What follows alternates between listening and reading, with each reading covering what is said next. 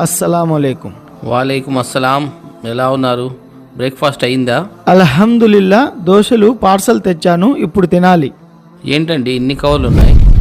ఈ కవర్లో బ్రేక్ఫాస్ట్, ఈ కవర్లో ఫ్రూట్స్, ఈ కవర్లో ఇంటి సరుకులు, ఈ కవర్లో కూల్ డ్రింక్స్, ఇంకా వేరే వేరే సరుకులు వేరే వేరే కవర్లో ఉన్నాయి. అల్లాహు అక్బర్. నేను కూడా ఇవన్నీ కొనుక్కొచ్చాను. అన్నీ ఒక్క బ్యాగులో వచ్చాయి చూడండి. అయితే ఏమైందండి? నేను రోజు ఇలాగే సరుకులు తీసుకొని వస్తాను. ప్రతిరోజు ఇన్ని కవర్లు వాడడం తప్పు, పాపం కదా. ప్లాస్టిక్ కవర్లు వాడడం తప్ప, పాపమా? ఎలా అవుతుంది? ఒకటి అడుగుతాను చెప్పండి, అసలు ముస్లిం అంటే ఎవరు?